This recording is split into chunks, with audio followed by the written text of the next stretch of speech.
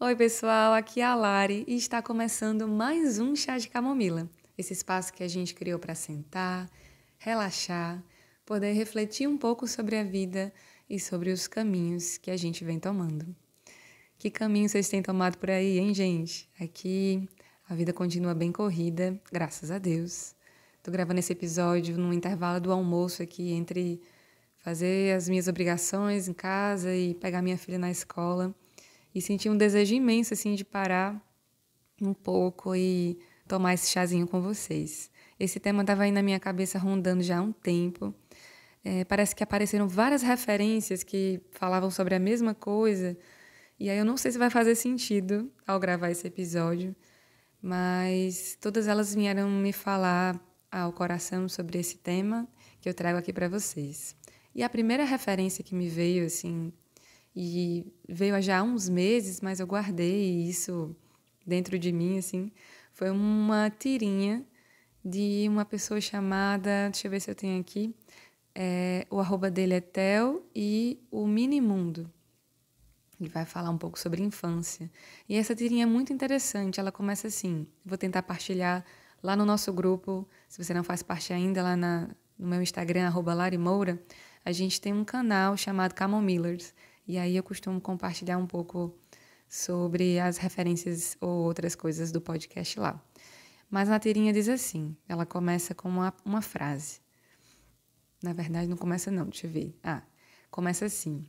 Tinha um bebê ali. E aí, a ilustração de um bebê, né? E depois a frase. Então eu pisquei os olhos e o bebê sumiu. Essa frase, a gente que é mãe ou vive com crianças ao nosso redor, a gente usa muito, né? E aí continua a tirinha.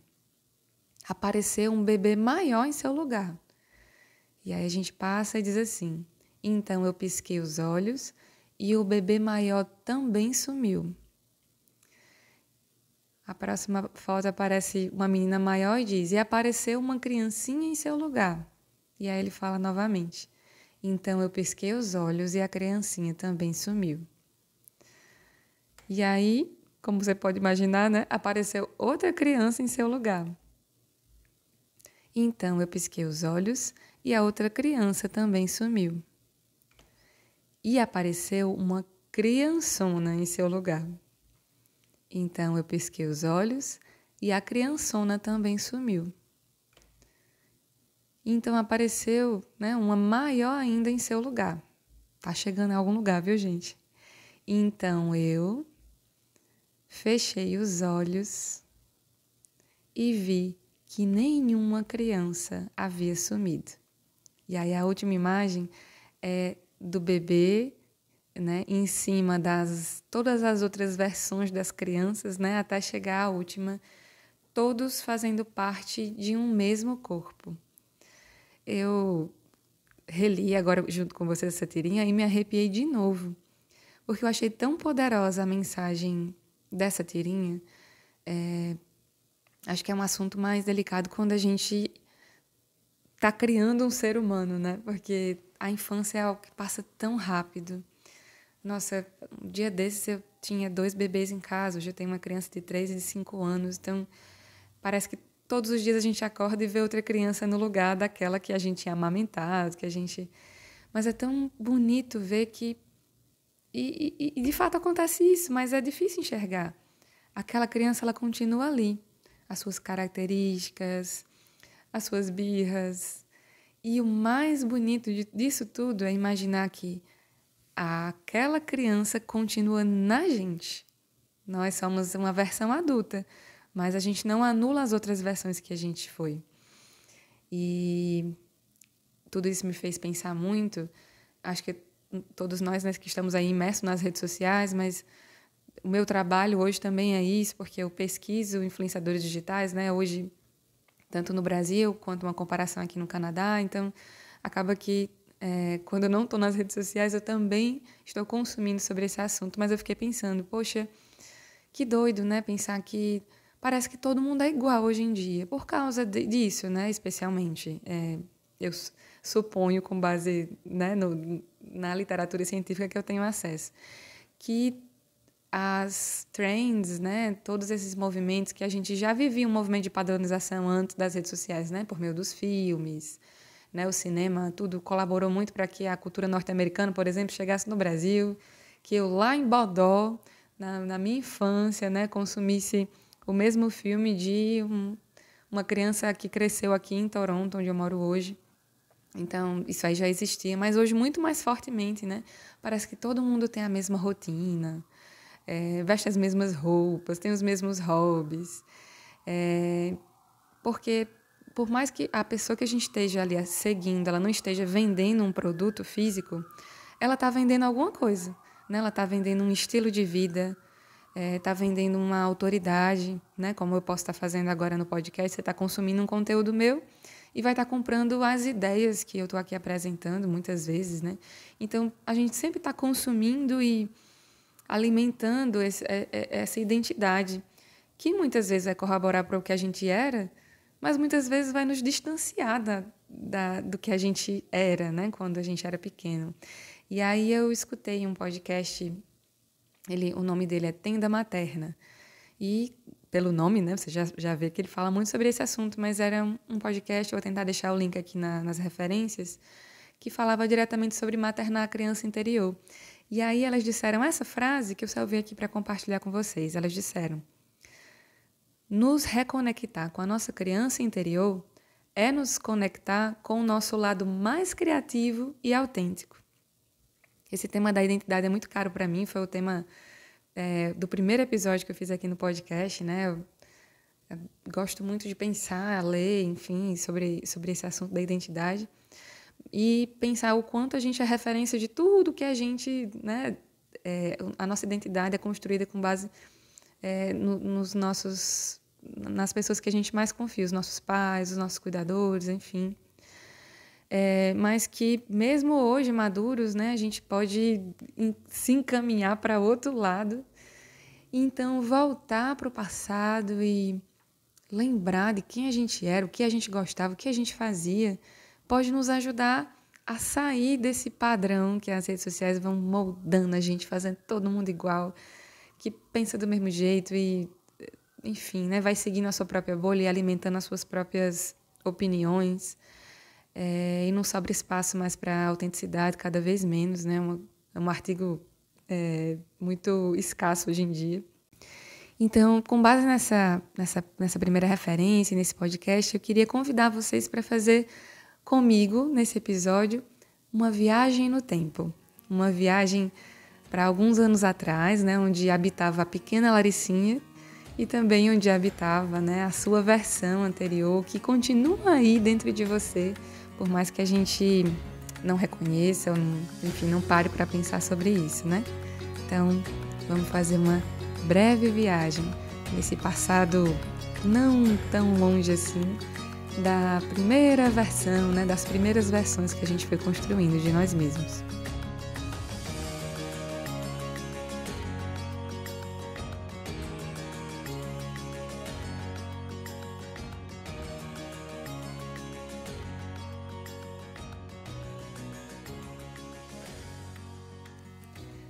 A primeira coisa que eu me perguntei quando fiz esse exercício foi o que a minha criança gostava. Eu estava tentando lembrar assim que eu era uma criança que adorava assim, primeiro que eu morava, todo mundo sabe, eu acho que todo episódio eu acabo falando alguma coisa da minha infância no interior, né, quando eu morava em Bodó, para vocês irem visualizando comigo lá no sertão potiguar, né, na Serra de Santana, que mistura assim aquele clima de serra de noite, que faz um friozinho, com o calor do sertão, né, a secura do sertão durante o dia. E é uma cidade pequenininha, com 2.200, 2.300 habitantes. Então, assim, é importante essa informação porque era uma infância muito característica de uma cidade pequena, né? Sem muita tecnologia, sem muita coisa. Muitas vezes faltava energia ou não tinham tantos bens materiais. Era uma infância na rua, pé no chão, né? Com muita brincadeira, enfim. E eu era uma criança que adorava pintura, trabalhos manuais. Eu lembro que quando tinha algumas oficinas que eram oferecidas pela prefeitura, eu sempre estava lá. Eu fiz oficina de tudo. Eu pintava tecido, panos de prato, sabe? Tinha uma moda, assim, nos inícios dos anos 2000, das pessoas terem aquele conjuntinho no seu banheiro, né? O tapetinho, aquele outro que vai em cima, assim, do vaso sanitário. Minha mãe ainda usa isso lá, ela gosta. Mas que era pintado à mão, assim. Então, você comprava o tecido cru, comprava as tintas de tecido e pintava. Quase sempre uma folhagem, uma coisa assim. Eu fazia isso, gente. Eu até cheguei a vender. No carnaval, eu personalizava abadá. E ganhava um dinheirinho aí, né? Empreendedora, a pequena Larissa. E também quando teve algumas oficinas, por exemplo, de fazer bijuteria. Tava lá eu também fazendo a oficina de bijuteria. E essa criança, né? E engraçado que quando a gente para olhar essas coisas que eram a nossa brincadeira, né? O nosso hobby quando a gente era criança, a gente também entende, no meu ponto de vista, o que nos descansa hoje. Porque por mais que eu não faça, eu sempre acho que eu não tenho tempo para isso, porque é um parêntese aqui, né? Quando a gente é adulto, é cada vez mais difícil a gente ter hobby, especialmente as mulheres. Isso é um dado de pesquisa científica que eu já vi por aí. Que as mulheres, especialmente, têm cada vez menos hobbies porque a gente está sempre sobrecarregada. E o hobby, eu já vi alguém falar isso, agora eu não estou me lembrando, eu acho que foi a Elora, que é de um podcast chamado Fiz o que Pude, acho que foi ela. Né? Ela estava refletindo que o hobby é a brincadeira do adulto, né? Então, quando a gente não tem hobby, a gente não tem esse espaço para brincar, para se divertir. Então, quando eu tive a oportunidade de parar para fazer coisas manuais, eu percebo que isso me descansa muito. E é algo que eu quase não faço. Olha, nos últimos meses, desde que eu me mudei para Toronto, jamais, porque, enfim, estou aqui sem rede de apoio, estou sozinha com as crianças. Então, eu não tiro esse tempo para as coisas que me descansavam na minha infância, que me descansam hoje também. Eu sei que quando eu paro, quando eu virei adulta, né, teve alguns anos antes da maternidade, acho que durante a pandemia também, que eu comprei aquarela, pintura de aquarela, e eu amava fazer aquilo. Mas pensando agora também porque isso me remetia às coisas que eu gostava na minha infância. Então, muito doido, né, como a gente segue sendo a mesma pessoa. A gente só esquece, assim, de como agradar a nossa criança interior, que somos nós mesmos, né? Outra coisa que a Laricinha adorava era fotografia. Quando minha mãe deixava eu pegar a câmera dela, menina, era tanta foto. Eu me arrumava de tarde, que a gente não tem o que fazer quando é adolescente, assim, né? Pré-adolescente, enfim. Eu me arrumava só para tirar foto. Enfim, fazia várias coisas para postar umas fotos bem produzidas no Orkut, quando era maiorzinha já, né? E eu amava fotografia. É uma coisa que, nossa, eu acho que acaba que pelas redes sociais, hoje a gente tira mais fotos do que antigamente, mas sem aquele prazer de antes, né? De, sei lá, produzir uma fotografia, fora os outros passos, né? Revelar, olhar num álbum depois, enfim. Então, acho que é mais automático, assim. Mas quando eu paro para ver isso, é muito gostoso. E aquela frase, eu até anotei aqui para dizer isso depois para vocês, que essa frase, acho que quanto mais o tempo passa, mais ela faz sentido para mim.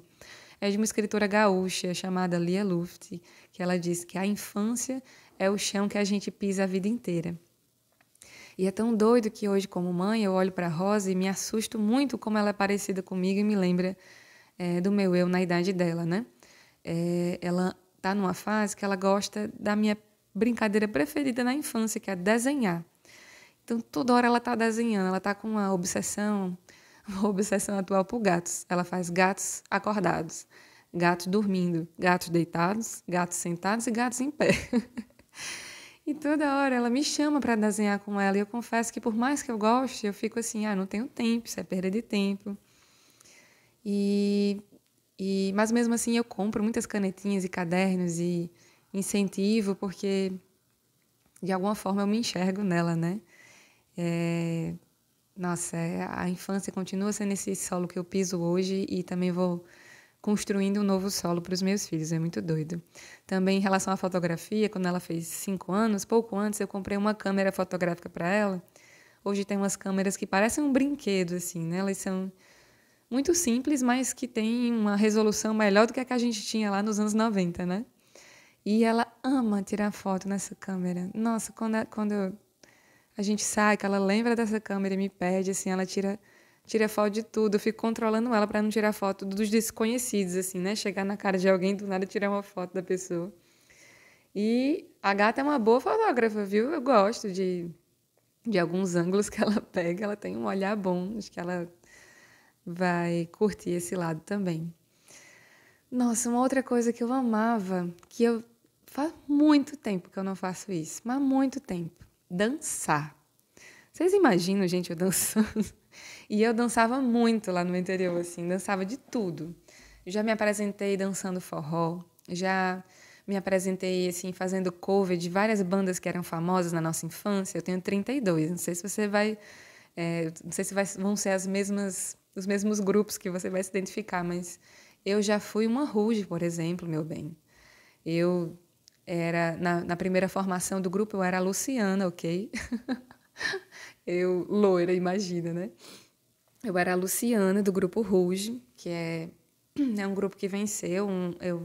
Era um reality show, né, do SBT, se eu não me engano, chamado Popstar. E aí, no segundo CD, eu lembro que a Luciana saiu do grupo, uma coisa assim, ou foi no terceiro.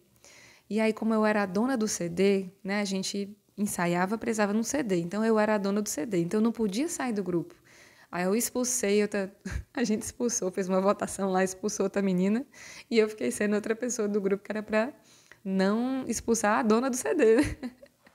Mas eu sempre estava me apresentando, sempre inventando alguma coisa assim. E eu adorava. Nossa, eu nem lembro quantas tardes eu passei ensaiando uma coreografia na frente do espelho para poder repassar com as minhas amigas depois, né? De ficar esperando a apresentação das Ruth, por exemplo, no programa da Hebe à noite, para em uma só vez que elas se apresentassem lá, eu já decorar a coreografia e ensaiar com as minhas amigas no dia seguinte. Gente, estou aqui me comprometendo falando essas coisas para vocês, né? Mas é muito legal esse exercício de olhar para trás e pensar o quanto a nossa criança ela sustenta as nossas decisões enquanto adultos. Uma coisa muito doida assim para mim eu tenho uma lembrança que me veio assim fazendo esse roteiro e é muito viva na minha memória. Eu acho que eu ia fazer 6 anos. Era uma tarde, não sei, um dia na semana assim, que eu estava deitada no chão da cozinha da minha avó. Na cozinha tinha uma TVzinha pequena assim. E estava passando o filme que era a sensação, assim, dos anos 90, A Lagoa Azul. Gente, eu me lembro perfeitamente. Era um dia que estava chovendo muito, estava mais friozinho, assim, eu lembro que estava deitada. E do meu lado estavam umas folhas. Eu tinha acabado de aprender, assim, a ler. E estava chegando a minha formatura do ABC, né? Aquela formatura que a gente faz para entrar, acho que, não sei se ainda chama assim, mas no primeiro ano do ensino fundamental. E aí eu era a oradora da turma, né? Eu era uma das crianças que tinha aprendido a ler e tal, e foi decidido que eu ia ser a oradora da turma. Então, aquelas folhinhas que estavam ali do meu lado era o meu discurso. Enquanto eu estava assistindo o filme, eu ia lendo e tal, ia tentando decorar, porque a minha mãe, minha professora, sei lá, me deu essa missão de não ler na hora, eu tinha que decorar o meu discurso, misericórdia. E eu fui a oradora da turma do ABC. Uma coisa engraçada, assim, é que essa memória, ela foi sendo levada comigo intuitivamente, assim, eu não tinha essa lembrança quando eu fiz esses outros momentos, né? Mas quando eu estava na minha formatura do ensino médio, né, para concluir, enfim, e estudar para a faculdade, etc., eu era da comissão que organizava tudo, né? Sempre fui muito engajada nessas coisas. E também fui escolhida pela turma para ser a oradora da turma. E é isso que quando eu me formei em jornalismo, né? Éramos 3 habilitações ali na UFRN, era comunicação social, tinha jornalismo, audiovisual e publicidade. E a gente foi se dividindo para cada um representante fazer uma coisa, né? Um orador, um juramento, fazia o juramento, outra coisa que eu não estou lembrando. E a turma de jornalismo ia ficar com o orador. Eu também era da comissão que organizava, né, as coisas da formatura e fui voltada para ser a oradora da turma. E eu lembro que só depois que passou tudo isso, eu fiquei pensando assim, nossa, realmente o fato de falar em público, não sei, de construir um texto, de comunicar, a comunicação sempre teve algo assim dentro de mim, né? Não é só algo que eu estudei lá na frente, ou que eu vi nas redes sociais, ou que eu achei bonito alguém fazer. Sempre teve comigo isso. Isso é uma característica minha. E é uma das coisas que eu mais tenho prazer hoje. Eu tenho certeza que essas experiências da minha infância, contei aqui uma dentre tantas, né, elas também sustentaram a minha decisão de estar aqui falando para pessoas desconhecidas e conhecidas em um podcast, de me formar em jornalismo depois, enfim, hoje estar me formando enquanto pesquisadora para ser uma professora que também vai falar em público em salas de aula e, enfim, sempre que eu for exercer a minha profissão como jornalista, no emprego, nos trabalhos voluntários dentro da igreja, da comunidade, enfim. É muito louco pensar isso. Aquela Laricinha, ela ainda está aqui dentro, né? E ela me sustenta nas decisões, nas oportunidades que eu abraço hoje. Gente, eu estava lembrando de outra coisa. Enquanto eu escrevia aqui para tentar formular as ideias e falar com vocês, eu lembro que eu estava em casa uma vez e peguei o telefone da minha mãe. Mais de uma vez eu fiz isso. Fiquei digitando vários números aleatórios, porque eu queria muito que eu conseguisse fazer uma ligação internacional e alguém, em alguma parte do mundo, atendesse aquela ligação falando comigo em outro idioma, né? Tipo, atendendo assim, hello, ou qualquer outra coisa que eu identificasse que não era o português. Porque eu queria muito ter esse contato fora do Brasil, né? Uma experiência internacional, assim. E é tão interessante que, assim, muitos anos depois, quando eu tive a primeira experiência morando fora do Brasil, eu lembro que eu uma vez abri meu WhatsApp assim e fui olhando as conversas.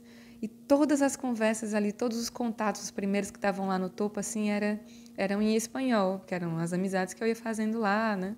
As pessoas que eu tinha que me comunicar pelo serviço na comunidade ou qualquer outra coisa.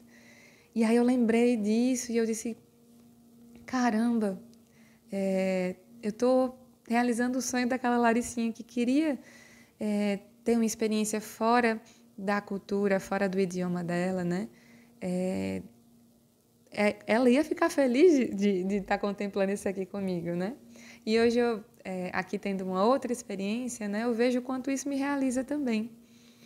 Eu trouxe alguns livros lá de Natal, quando eu vim para cá, e simbolicamente, assim, um deles que eu trouxe foi um livro que eu comprei quando eu estava na faculdade. As minhas amigas que estavam comigo talvez lembrem agora. A gente estava num congresso em Recife e tinha uma livraria Cultura, eu não sei se ela ainda existe, ali no Recife Antigo.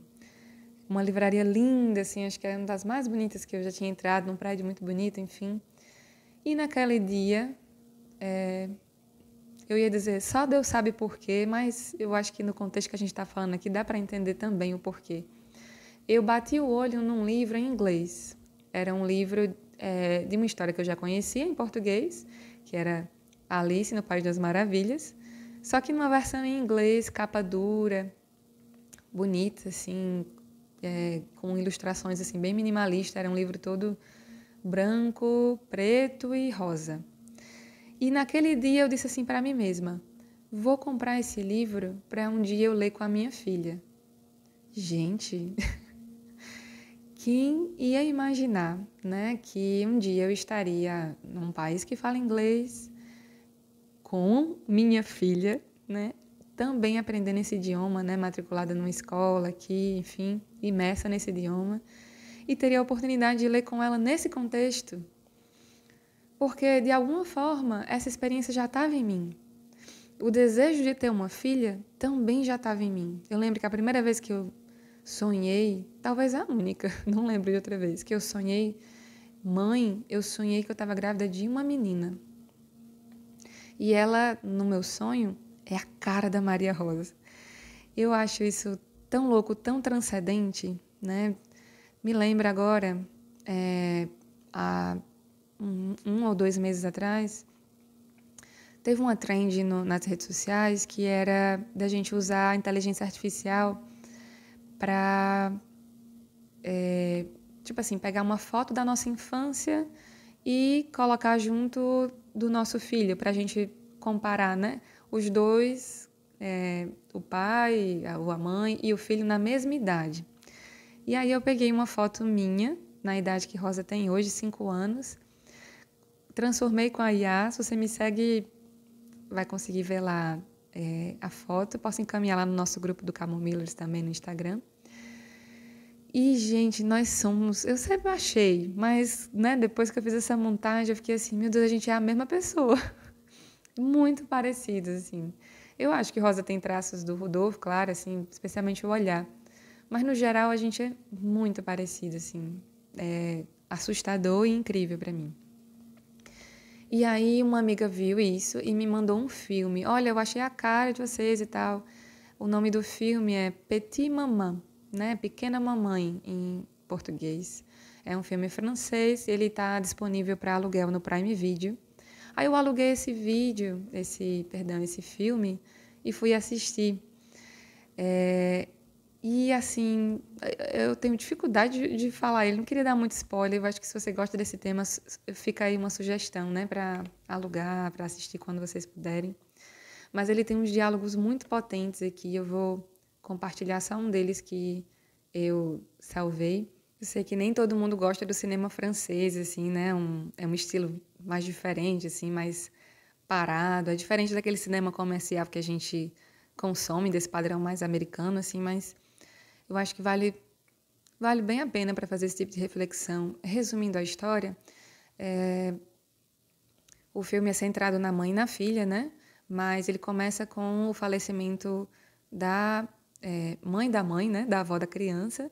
E para resolver as coisas do velório, se desfazer das coisas da senhora, etc., elas voltam na casa onde essa mãe passou a infância dela, né? E aí, a única coisa, assim, das poucas coisas que a filha sabe da infância da mãe é que ela tinha construído uma casinha na floresta, assim, perto de casa, né? Uma casinha onde ela gostava de se refugiar. Então, ela pede para ir para a floresta para ir conhecer esse espaço onde a mãe brincava. E quando ela chega lá para brincar, né? Enfim, igual a mãe, ela encontra uma menina igual a ela, assim, tipo, muito parecida. E na ingenuidade da criança mesmo, que não questiona muito, sei lá, os porquês das coisas, na hora ela simplesmente entende que ela está vivendo uma viagem no tempo e que aquela menininha que está lá é a mãe dela no passado. E aí, gente, é uma viagem no tempo assim, como eu nunca tinha visto em filme, assim, né? Tão bonito, tão sensível, é lindo, assim. E aí, só pontuando um dos diálogos que elas têm, né? A mãe, ela tá vivendo um tempo muito difícil, né? Ali já mostra a morte da mãe, mas dá para deduzir, né, que ela já vem de um tempo de luta talvez pela saúde da mãe ou outras coisas que ficam implícitas na história. E aí a filha sempre vê a mãe muito triste, não tem acesso a ela como ela está tendo ali, né, na liberdade de brincar com a mãe, que está ali com a mesma idade dela, né, de 8 anos. E aí, em um dos diálogos, ela fala assim, você me teve tão nova, tipo assim, você sempre me diz isso, né? Aí a filha, no caso, a mãe, criança, né, diz para a filha, mas e daí? Aí a filha fala, né, eu não sei, é o que você me fala e eu escuto. E aí a mãe criança pergunta para ela, com que idade eu tive você? Aí ela fala, 23. E aí é difícil, fica confuso aqui, né, na minha cabeça, mas a mãe e filha vai perguntar, né? E eu te queria? Aí a filha responde, queria. E a mãe pequenininha, né, lá, ela diz, não me surpreende, pois hoje eu já estou pensando em você. Eu quero chorar. Que coisa mais linda, assim, tipo, ela vai para a casa dela no futuro, né? Tipo assim, elas ficam passeando entre o passado e o futuro. A mãe vai, a mãe criança, né? Vai lá na casa do futuro, onde ela conhece o futuro esposo, né? Ela conhece, enfim, tem um pouco de acesso, né? Ao qual vai ser o futuro dela. E tudo é tão assim, numa paz, numa reconciliação, sabe? Eu acho que a galera da psicologia, sei lá, da semiótica, deve se deleitar com esse filme. É lindo, só assistam, né? Tá disponível para aluguel no Prime Video.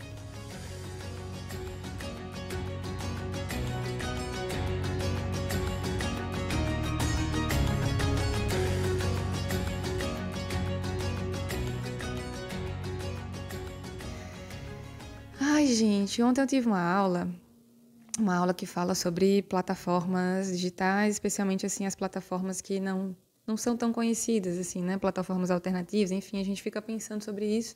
E o exercício na academia é sempre fazer assim, olhar para o passado, para pensar no presente e poder pensar no futuro a partir disso. Não é só assim, qual a solução para isso? Não, a gente sempre vai olhar para o passado, né? Para a história, para o estado da arte, enfim, para poder hoje fazer nossas pesquisas e poder propor soluções para o futuro.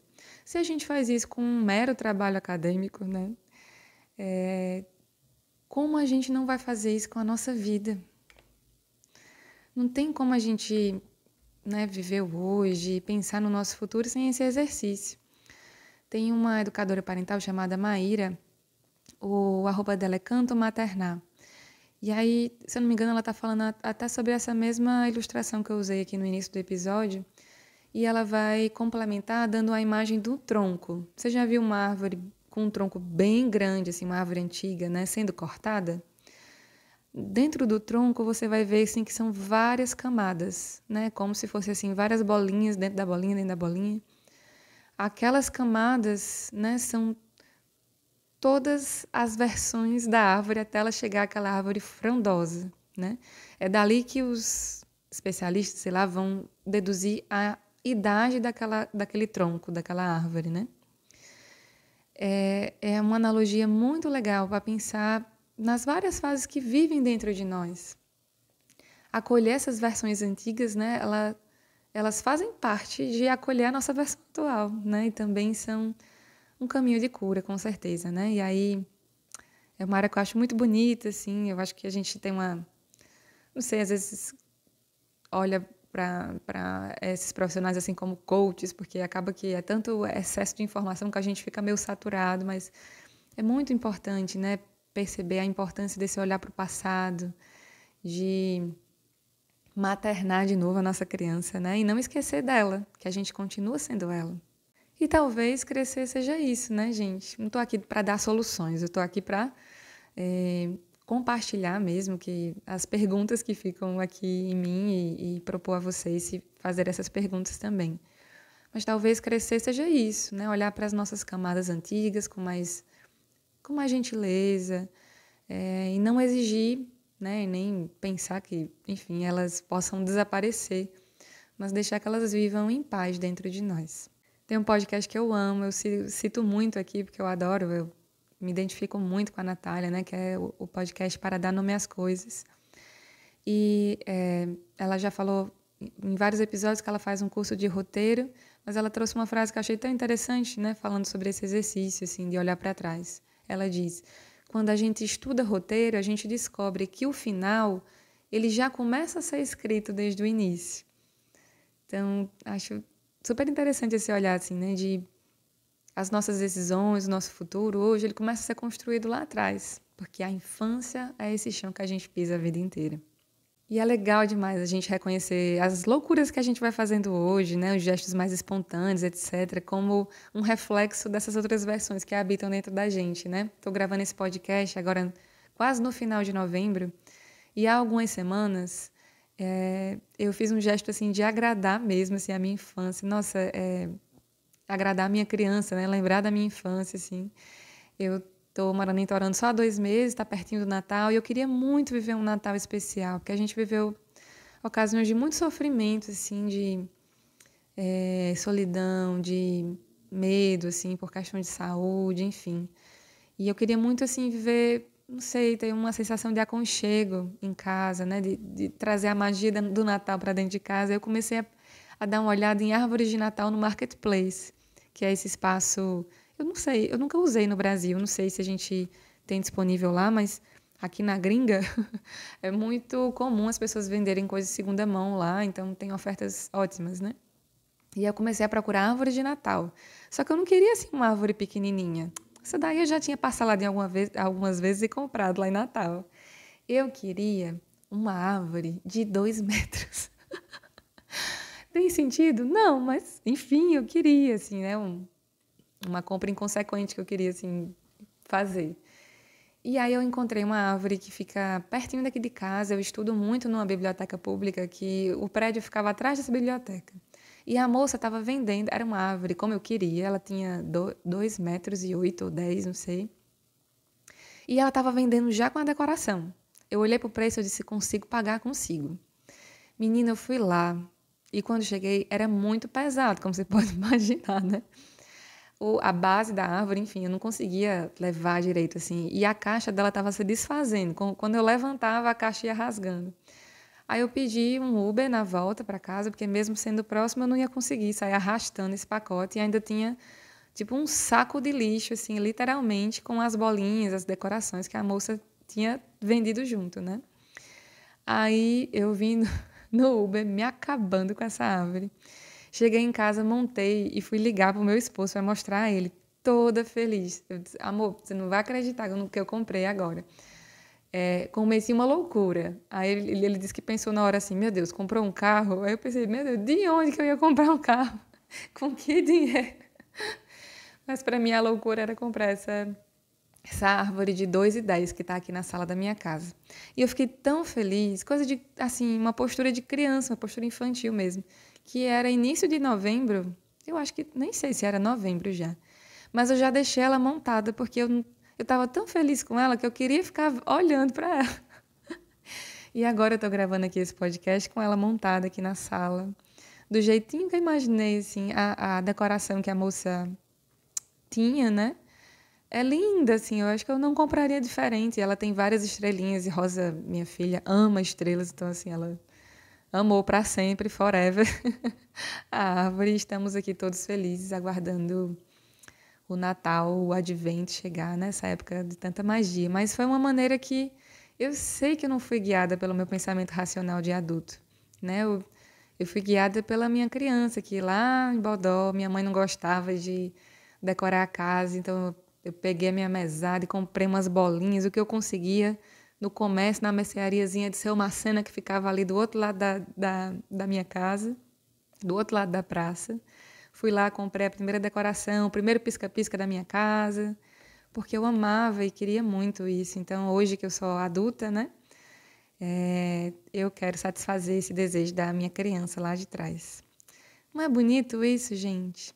Então, eu queria, sei, compartilhar esses pensamentos com vocês e lhe propor também a fazer essa viagem do tempo, né? Para esse tempo que tem a nossa essência, que tem o que há de mais criativo, mais autêntico e que vai não só fazer feliz a nossa criança, mas também hoje, porque todas essas versões da gente, elas continuam aqui dentro da gente, né? Igual ao tronco que carrega aí todas as suas versões, a gente também tem a mini Laricinha, a Laricinha adolescente, sofrida, coitada, a minha versão adulta.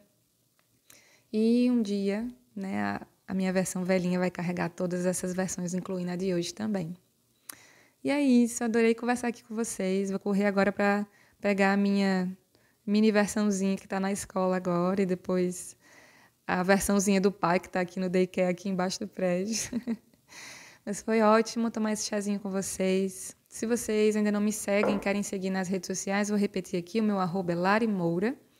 E lá, como eu falei, tem esse grupo, na minha bio tem lá um link assim para você clicar, Camomillers. E aí é um grupinho onde a gente vai trocando ideias sobre os temas que a gente vai conversando aqui, tá bom?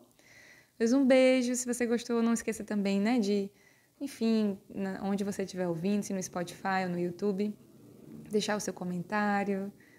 Acho que vai ser super legal poder ouvir histórias também de que vocês tenham ouvido, se isso fez sentido para vocês, se não. Enfim, gente, vamos viver as redes sociais como elas têm que ser, né? Sendo uma relação social, onde a gente conversa. Não só assim para engajar, mas para se relacionar. Pois um beijo para vocês, uma ótima semana e até a próxima.